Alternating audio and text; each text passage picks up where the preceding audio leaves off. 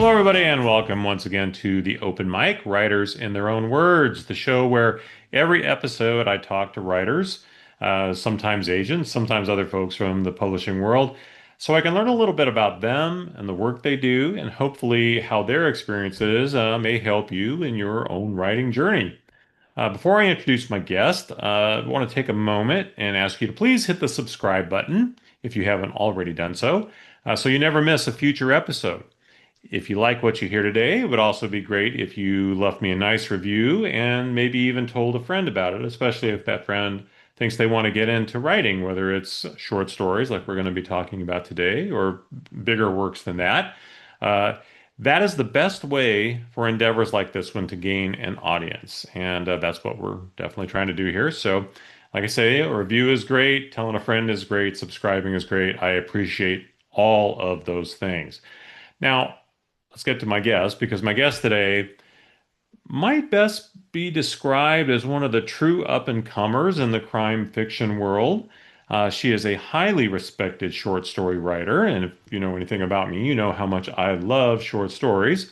Her work has appeared many times in Ellery Queen Mystery Magazine and Alfred Hitchcock Mystery Magazine, among others. But those are two of the industry's true heavyweight publications, and so that's really quite an accomplishment. One of her stories from one of those publications was later included in the 2024 edition of Best American Mystery and Suspense, alongside the likes of folks like Tracy Clark and S.A. Cosby and Dennis LeHane. Oh, no, by the way, it was edited by some guy named Jess Walter. So, not bad company for her to be in as a short story author. So, I'm really excited to have her with me today to talk about her work, about the art of the short story, and her current work in progress, which is her first novel. So we're going to go over all of that here in just a moment. Please welcome LaToya Jovena to the open mic. LaToya, first of all, did I say your last name correctly? Number one, and welcome to the open mic. Yes, you said it perfectly. Thank you so much. Thank you so much for that introduction. I'm so happy to be here. Thank you. Oh, well, that's great. Well, look, let me start with something basic because, like I say, I am a huge fan of the short story format. What makes a great short story for you as a reader, and maybe how does that influence your own work as a writer? I think what makes a short story the absolute best as a reader is that it's twisted into the very last line, which I feel like is a lot harder to do with a novel because it's just so much space that you have. Once you get to the last line and something clicks into place and it's like, oh my gosh, all of that, yeah, that makes a great short story. That's what I try to do as a writer. I saw a blog post where you said you, I guess, inadvertently discovered that you start a lot of your stories with the setting. And I'm just curious, did you realize, or did that realization, I should say, change your approach at all? You know, is it one of those things that got a bug in your head and now you're thinking about it? Absolutely. For one, it's kind of crazy that I didn't put that together in the first place. But yeah, that's Art. Art Taylor's the first two pages. So you're supposed to be analyzing the first two pages, and I don't think I have ever.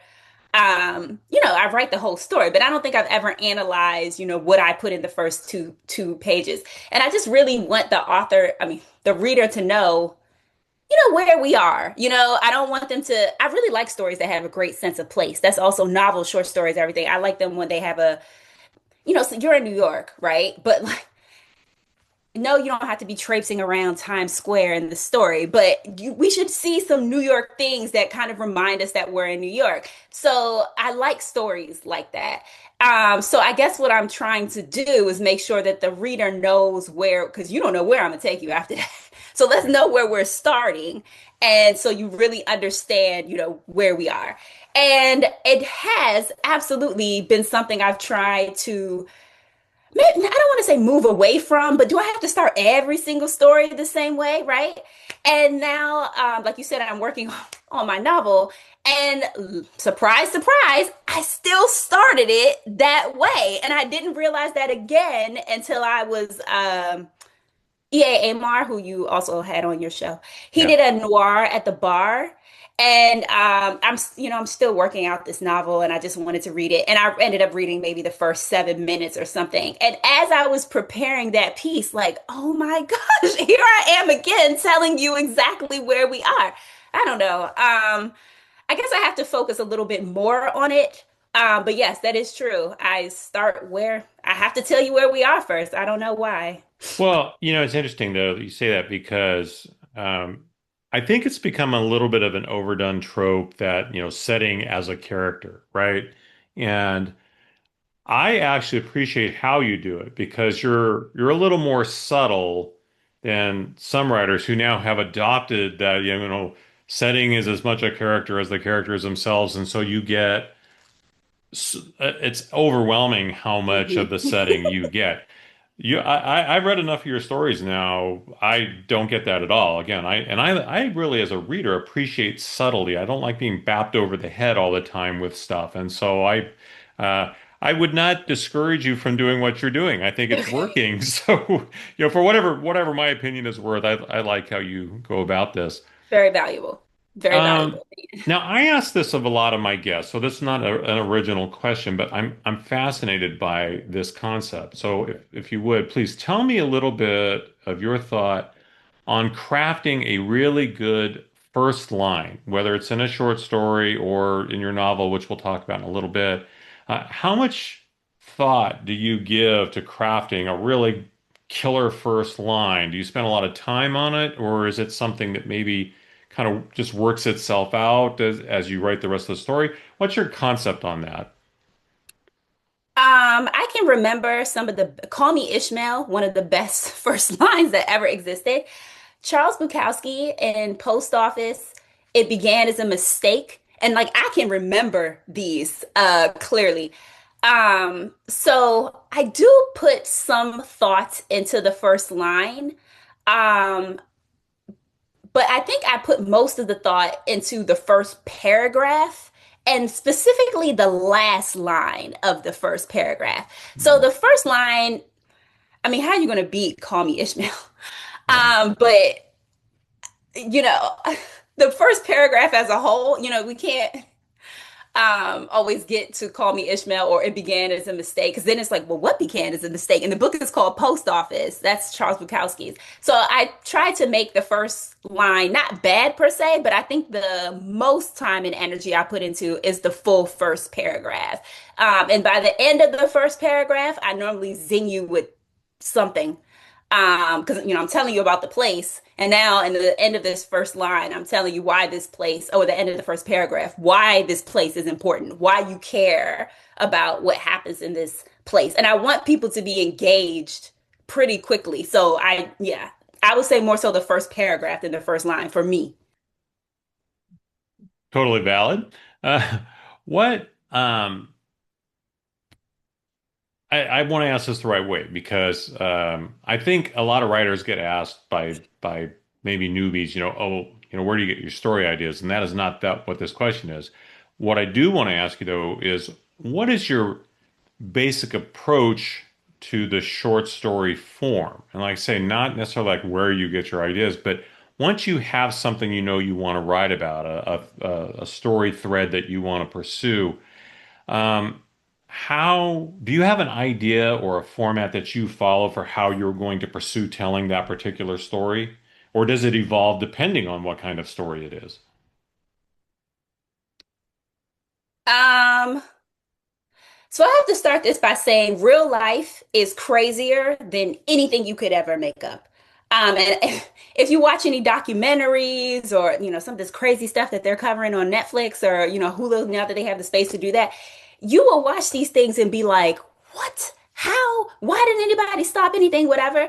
So what I normally do is try to follow the requirements of whatever I'm submitting to. Ellery Queen has different requirements from Alfred Hitchcock, and then The Most Dangerous Games, that one had to be a game. Um, well, BAMs, get kind of picked on your own. So I try to just continually study human beings are the most interesting creatures on the planet. period, like full stop. So you can understand lions, tigers, bears much easier than you can understand human beings. So I'm constantly trying to figure out why we do, even myself, like what on earth would I have done? Why do we do the things that we do?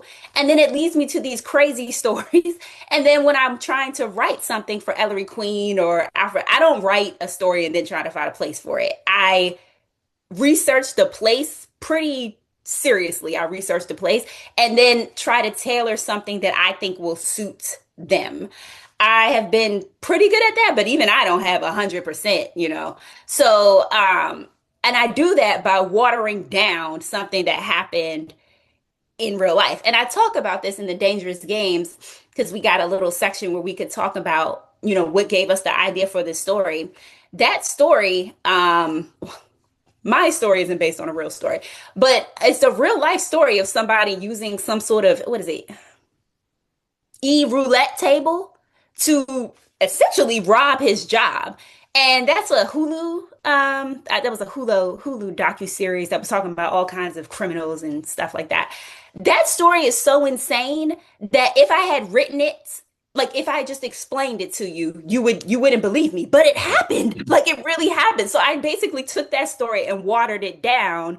And since it's based on games, that was a casino. So that's how I do for every story. I figure out what they want or what they're more likely to accept, and then use my, database of the world's craziest people and then water them down until, because if it has to make sense to the reader. Right. If I tell the true stories of true events, you wouldn't believe me. Like it would just be too Yeah. crazy. So Well, you know that's what what I that do. what that reminds me of, and you might be familiar with this. David Simon, when he was writing The Wire, the creator of The Wire. But I read an interview with him years later, and he was talking about someone asked him that question, like, well, how much of these stories are, completely factual or what have you? And he was saying there, because if you saw The Wire, the HBO series The Wire, which is, 20 some odd years old now, but there was one scene in an episode where Omar was trying to get away from the people chasing him, and he jumped out of the fourth story of a parking garage and he survived and managed to get away. And someone asked him, hey, that wasn't true, right? And he said, no, you're right. That's not how it happened at all. He actually jumped from the sixth floor and survived, the person Omar was based on. But I knew if I wrote that, nobody would believe it. So I changed it to the fourth story. So there might be a smidgen of a chance that people would believe that that actually happened. But it actually did happen, as you say, much worse than what the fictional person did. So the fact is always crazier than fiction. I'm with you on that one 100%. So I keep saying it. I noted you're working on your first novel. What can you tell us about it? And where are you in the process? And then what can you tell us about it? So it's fully plotted. I'm working on the first draft. I would like to think I'm close to finished, but editing is, I do a pretty extensive edit. So that's going to be a whole nother, marathon. I'm at 60 something thousand. The finished product should have 80,000 words. That's what I'm shooting for. So I don't know. I'm more than halfway. What can I tell you about it? So, like things based on real life. It's like the Tinder Swindler, which is the craziest story, but like darker. So the Tinder Swindler, I don't know how many women were in that documentary. It was a lot, like a lot, a lot. Mine doesn't have quite so many because we gotta water we gotta water it down. I don't know how he had the time to do that in this documentary, but other people got 24 hours in the day and they do things. So it's fewer women, but it's darker. So that's basically what this goes. Yeah. Well, I read something once from Donald Moss, where it was one of his craft books, and he said his strong opinion was no writer should ever start out trying to write a novel because it's too big of a task for an inexperienced writer. And he said writers should start with short stories and build to writing novels. So you're obviously a very successful short story writer, and now you're working on your first novel. What do you think of that advice now that you're knee deep in the novel process after having started with short stories? Are you glad you did it that way, or do you think you could have started with a novel and been, just as far along? I mean, what's your thoughts on that as a concept? Um, that's actually very interesting advice because I heard something similar, verbatim from Sharon Reed. She was the query shark. And the reason I was weren't reading The Quarry Shark because I was trying to write a novel then, and I did write. I wrote some words. We'll go with novel. It was not good, and I was trying to figure out how to query it or whatever. And that's why I was reading The Quarry Shark. And there was something in there where she said she's supposed to be talking about querying, but that blog was just very educational. That writing short stories is the best way to learn how to write because you can write them quicker and then get critiqued on them quicker and then learn your mistakes quicker and off you go. So then after that, I would like to say that I put the novel away, but that's not what happened. It got rejected all over the place because it just wasn't very good. And I just kind of sat down and tried to figure out how to write short stories.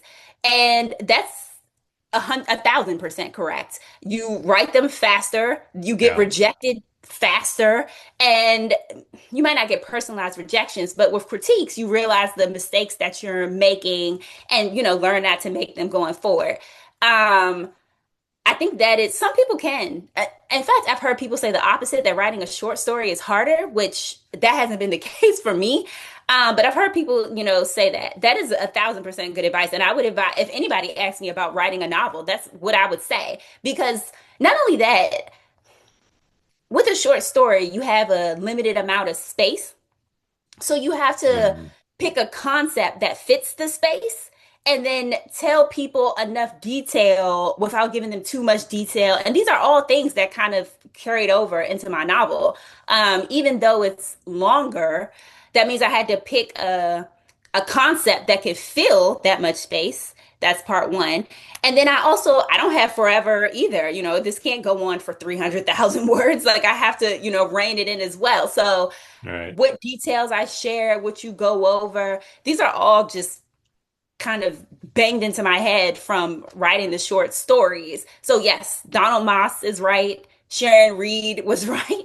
And I'm going to repeat what they said and said, yes, you should be writing short stories. If you can write a novel off the bat, that's great. I couldn't. right. But it's good practice either way. Well, I think the thing that I took from that, and certainly it's true in my own case too. Look, those of us who I've been a journalist for 30 something years. Look, I can string together words, right? Mhm. All the, self-deprecating bullshit aside, I'm a good writer of words. But there is a knack to learning how to tell a story in a professional format that people, will want to read and buy. That's, Mhm.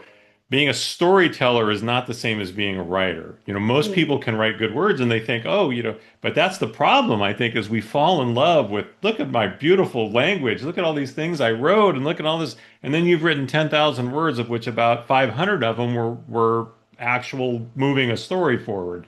So Mhm. that's where I'm totally with you on that one. I mean, it teaches you how to write a damn story, not necessarily just a bunch of words. And that's Mhm. the big difference, it seems to me anyway. Um, this is a somewhat generic question, but it's another one I ask a lot of people because I think it's one that especially new writers struggle with a little bit, which is creativity. And again, not necessarily where you get story ideas, but what inspires you to be creative in, just in whatever format you're going to write in? What is it, that sparks the creative gene in you? Is it alone time? Is it, uh, again, reading something else? Or, what is it or are you creative all the time? And it's just a matter of, I wish I could get done with work so I could sit down and write these things I want to write. What's the creative spark for you? I have always been a reader. Like as a child, I like to read books a lot. My mom used to go to the library and like take me with her, and I would read books there. So I've always liked books. Um, so that's always been a hobby of mine. I don't know when it occurred to, well, I do know when.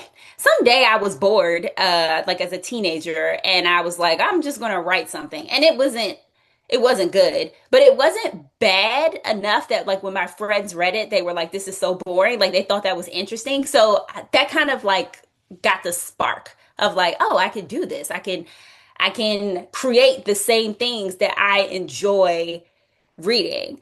Crime stories and mystery and thrillers have kind of always been the thing that, interested me the most. So that's why I write that the most. Or to be honest, completely. That's all I really write. Um, yes, I would say there's nothing else that I would rather be doing. Like there's no this isn't, fun for me. It's not even like, oh, I can take it or leave it or no. I want to do this. I have to do this for the next 100 years. If, maybe we don't type anymore, maybe we speak it into our AI or whatever to get the words down. I will always be doing this. I don't know. There's nothing else I would rather be doing. Like it's what I love. Well, along those lines, let me ask you something else here. I used to ask it in terms of what's harder, but let me ask you a different way. What do you enjoy more? The plotting of a story or the writing the characters for a story? Which is the one that inspires you the most? I would have to say the characters because I think like I said, I just think human beings are so completely fascinating that you can see somebody do something that makes no sense. I could go through a million criminals. Remember, I write crimes. So I can go through a million criminals about, why did they do this thing? Like they'll have a good life and everything will be fine.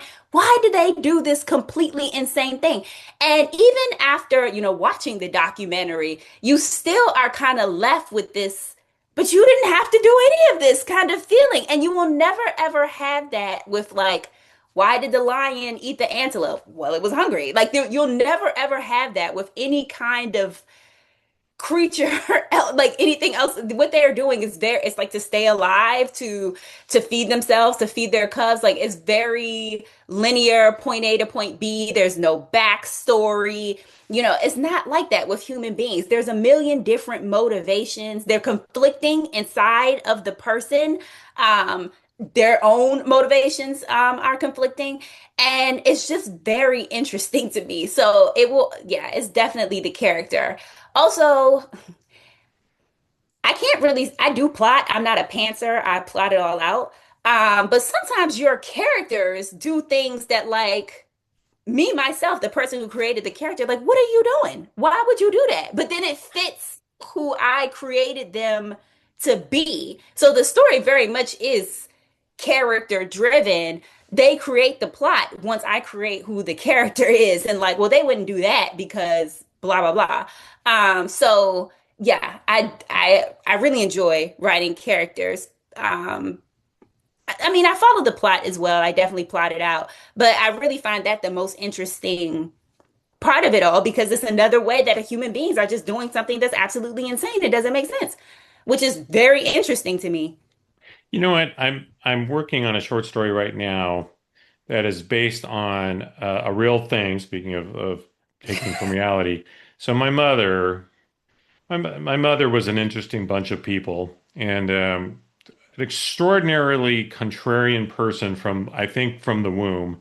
If you told her not to do something, she had to go do it. So she was constantly in trouble as a kid because and she grew up on a ranch in Wyoming, and these are very and my mom was 40 when she had me, and so and I'm 62 years old, so this was back in she was born in the 1920s, and so very rural, very very different world, and so she would get on her horse and she would go off into the mountains and stuff, and half the time nobody knew where she was at. This was totally things my mom would do, right? And so I was writing a story based on a story she told me from when she was a kid. And it was just incredible. One of those things you're like, this is like Huck Finn on steroids. And I've stopped myself multiple times because I can hear her in my head, right? That's not how it was, or whatever, that kind of a thing. Hmm. Long-winded lead into a question of, when you're writing things based on um, true events, or have you ever known any of the people, or to where it's almost personal, or you feel maybe you're too close to it, or even if you've watched the documentary and you've seen footage of that person talking, does that alter in any way how you tell a fictional story later on? So I have to give it a quick legal answer. I do not know any of my characters that I have Okay. created. And if it seems like I know any of my characters that I created, it is a complete coincidence. So I'll Fair start enough. there. Um, with the people in the documentaries, even I think what I try to do, not with Tinder Swindler, not him, but for the most of the characters that I write about in documentaries, that where I perhaps maybe get them from or something, they are still human. So even though they're doing this thing where I don't tend to write about serial killers or anything like that. So even where they're doing this thing where they're scamming people, or robbing the casino or whatever, they're still telling it about it. It's a human being telling you about it. So I try to continue that as like they're a person doing bad things, but that doesn't necessarily make them a terrible person. Like they have a family that loves them and they have people that they take care of and stuff like that. So other than the fact that I have to water it down, I am watering down the bad parts of them normally, like the bad things that they did. Their humanity inside, I try to keep that part. If anything, I expand it. Like the reason why they did this thing is, to feed the homeless or something like that. Like I try to expand the human part. So there, because who wants to follow just some terrible person doing terrible things for even a Right. short story? Nobody wants to follow that. So I Yeah. try to make them look more human and make their crimes. I have no choice but to water down their crimes because their crimes are always too crazy. So I try to, I guess, amp up their sympathetic features and then tone down their criminal dark sides. Um, in cases of people that I know, um, in those cases, because I don't know anyone that's worthy, thankfully, of getting a docu series on Netflix, you have to really take it there to end up in that kind of category. So Right. I then in that case, I would probably amp up their not criminal bad side, but the logic that took it there. Because that's what's so crazy. Even with the true stories, what the crime in itself, they robbed the bank. Why they rob the bank? Because they want money. But it's a much more different thing when they rob the bank because they want money, because they just want to live in Bora Bora. Or for instance, if they rob the bank because they need money because their kid needs some in like some surgery that they only do in France. It's not FDA approved here yet, and it costs this much money. That's a much different kind of story. So if since I write crimes, I if it's people that I know, I make the story almost like worse for them. Make them worse, make the story worse for them. Allegedly, throw that in. Well, Allegedly, it's like Hell or High Water, where they're robbing the banks essentially because the bank is strong arming them out of money, and so they rob the bank to pay the bank back with their own money, and so the motivation is so complex. That's awesome. mhm. You've mentioned rejection a couple times, and I think everybody who does this, I mean, if you can't handle rejection, you can't be in this business at all. Um, I mean, unless you just want to show your stories to your mom. But for the most part, if you want others to see rejection as part of it, how do you handle rejection? And how has it maybe evolved for you from when you first started to now? Do you feel like it's changed at all for you, or does it always sting a little, or do you just go in knowing, hey, this is probably going to get rejected and it's more of a relief when it doesn't? I mean, how's it work for you? Okay, so I'll start at the beginning when I saw that you should write short stories or whatever. I Googled top literary magazines or something like that, top, wherever. And read a bunch of literary magazines, which is not what I tend to read. I don't read, literary fiction. I don't really read literary short stories. And I was like, okay, I'll just send something to these places. And it got rejected everywhere because that's not what I do. I don't, I guess if I put enough time and energy into it, it's something I could learn to do, but it's not what I did. And in that case, I feel like just like with the novel not going anywhere, teaching me that I could do short stories, getting rejected from literary magazines taught me that like you don't read this. Like, you would never pick this up to you never pick up the latest literary fiction to sit and enjoy. It's always going to be a crime story. It's always going to be a thriller. Why are you trying to, write something that you don't normally read? So then that's when I started, well, I always read this one. I always see this one. If I'm in Barnes and Nobles, I always pick it up. So let me try to write to this one. I guess it felt kind of too far away. I didn't know enough about the literary magazines to know how hard it was to get into them and how good the stories were in them or whatever. I did know about Ellery Queen and Alfred Hitchcock though. So it felt too far away, but why not? Just throw it out there and we'll see what happens. And then it got accepted. That's how it felt at first. Like you're saying yes? Like that's how I felt at first. Now, whenever a story gets rejected, somebody else said this, you should just always have stories going out all the time so that when one gets rejected, you're in the middle of a story anyway, so you got to hurry up and finish it so that you can send it out. Like you should just always be working. So that's part one of it. But part two, I do try to analyze why my stories got rejected, and almost every time it's because I didn't stick to my program of writing what they accept for them. If I write my own short story collection, I can write whatever I want and put it in there. Hmm.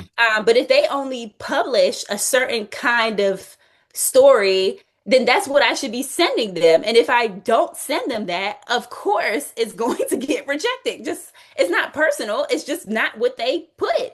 Right. So they'll say stuff like that in the rejections, like, not just not what we're looking for right now. And it almost always like, yeah, I sent them something they weren't looking for because I got inspired by some crime or something and, just wrote that. So I don't take rejections personal. I try to learn from them.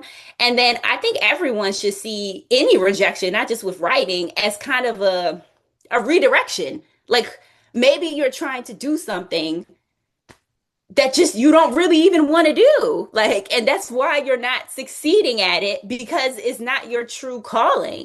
So, yeah, Hmm. that's how I try to view it. It doesn't sting anymore. I'm always in the middle of something else. That's good. It's good perspective to have on it because I think it crushes some people. They Hmm. just but again, if you're going to put yourself out there in any way, man, you gotta be kind of, you know, I many years ago when I was in the blue collar world and I used to tell people, man, you got to survive here. You got to have your suit of armor on all the time because it's just that's feels like that's the way the world is. And Hmm. certainly, man, that's the publishing world, especially these days.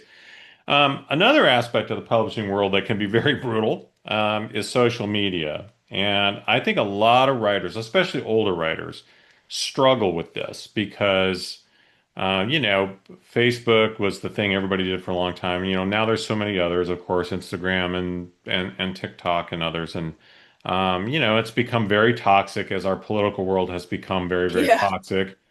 And so I think a lot of writers struggle with how to manage a presence there, which they feel they are told that they have to Hmm. have, but they're not comfortable with it or what have you.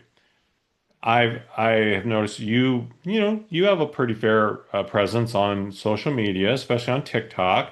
Maybe give me a perspective from writer's perspective on being on social media, how you manage it, how you keep it positive for yourself if you are able to. Just some perspective for other folks who are maybe struggling with the concept of having to be on social media, whatever the format. Yeah. I was in this group once that was, about helping authors of color just kind of, put themselves out there. And I had a mentor. I can see her face so clearly now, but I cannot think of her name. But she told me very clearly just what you said. Authors are expected to have a social media presence. So, if you don't have, one, or this is before TikTok was even invented. If you don't have a social media presence already, you should do that or whatever. You should get started on it. And since that, conversation. Like I used to have a Twitter and I don't do that anymore. And that's another thing. They continue to shift. So you think that you you have, Right. something going and then like this is kind of weird over here, so I'm gonna leave it. Um, I always went into it. I never thought of it as like a personal, like if it was up to me, I probably wouldn't have any of these things at all. If I wasn't trying to be a writer or some other thing that I was trying to promote consistently, I don't think I would even bother with it. Or I would certainly not put as much time and energy into it as I do now. So I went into it with kind of a theme. If you Google, tips and tricks, they're going to tell you the exact same things I would tell you because it's exactly what I did. I went into it with kind of a theme, and the theme has shifted.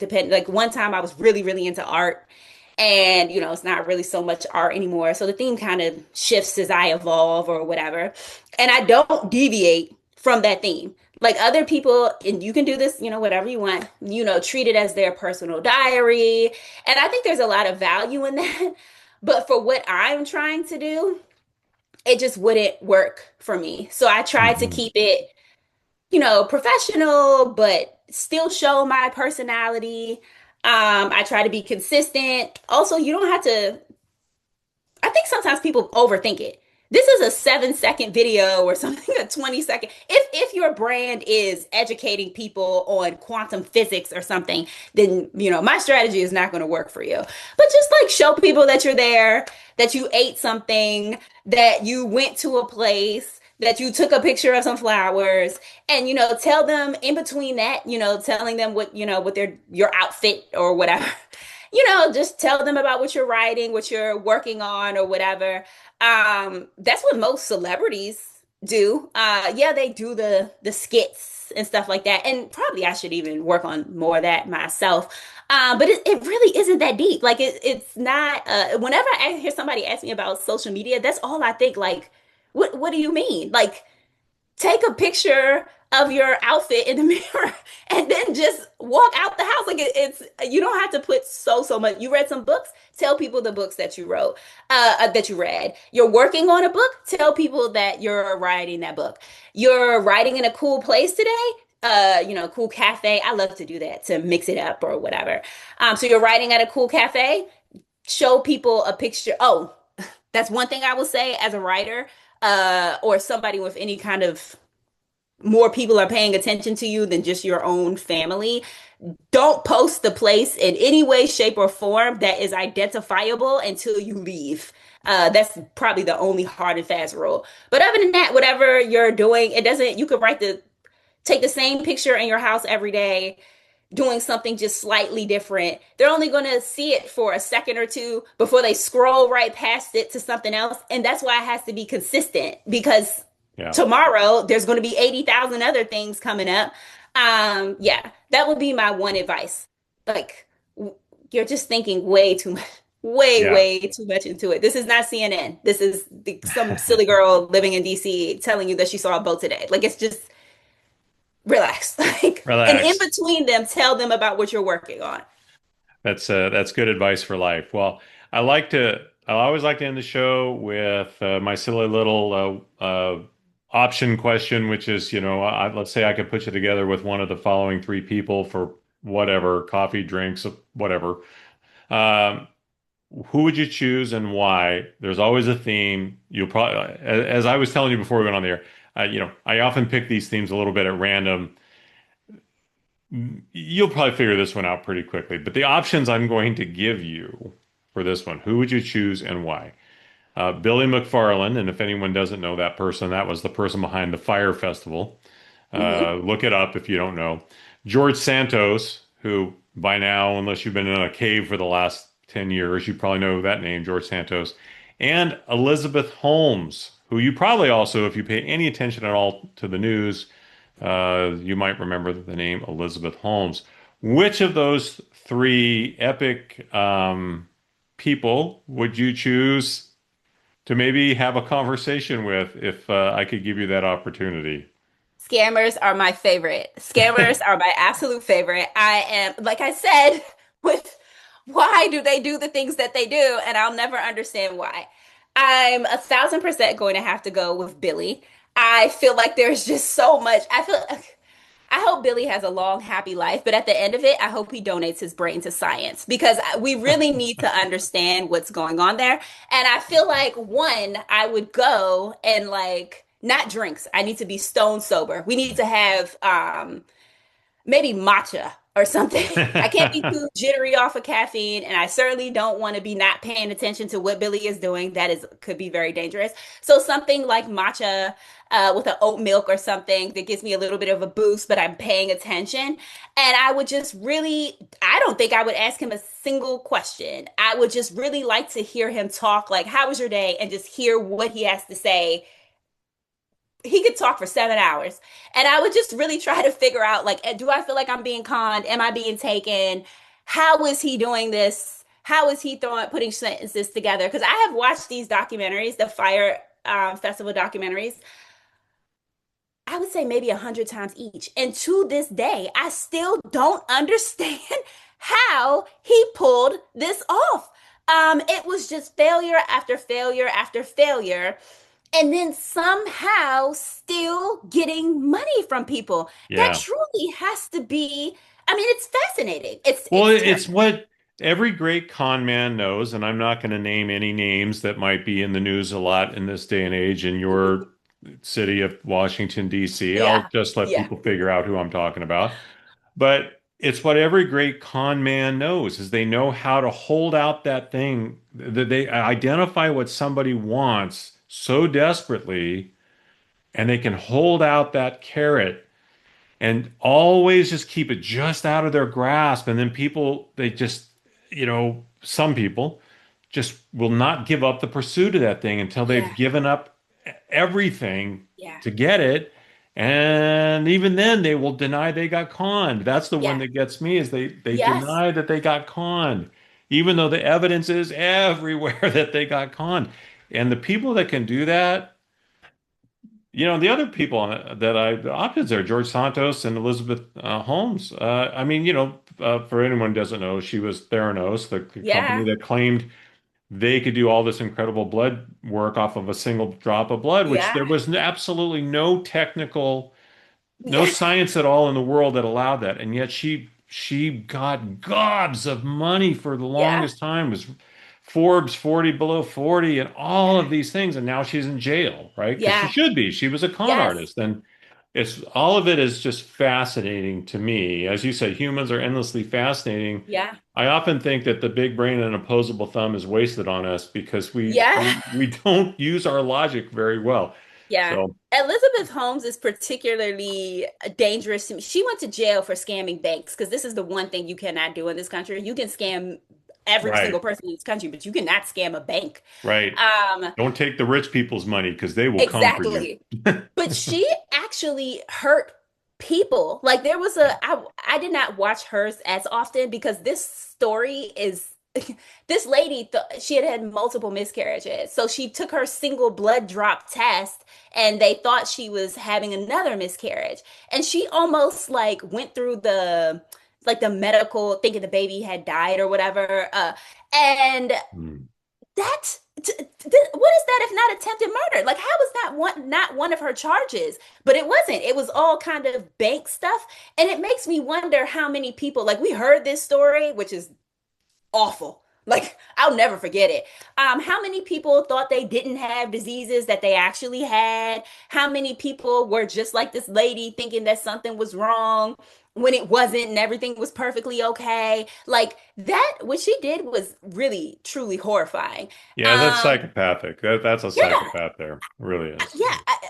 Billy McFarland stranding because he kept that's another thing. He kept scamming the same demographic over and over, and they kept joining in each like spling the whatever that was.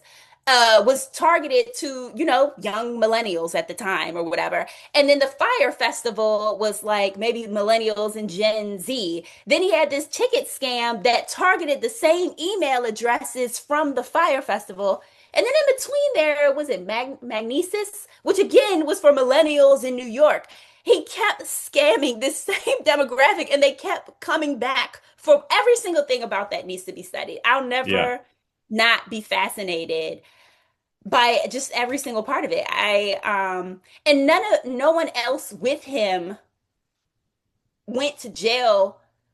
I don't want to name names because technically they're not criminals, not because they didn't lie to the, false advertise and lie to the people, but because they didn't scam the banks. That's why Billy McFarland went to jail, because he lied to banks and told them this, that, and the other, and they gave him loans based on that. This is the one Yeah. thing you can't do. He, for stranding all those kids on an island, and luckily they all came back, probably because they were so young and healthy. Yeah. They could drink all day and not have any water or food and still make it back, in one piece. Yeah. Um, That is the lesson from that. You can scam dumb rich kids, but not banks. That's perfectly fine. Well, LaToya, thank you so much for coming on the Open Mic Writers in Their Own Words. I've loved having you on the show. I love your writing. I look forward Thank you. to whenever the novel comes out.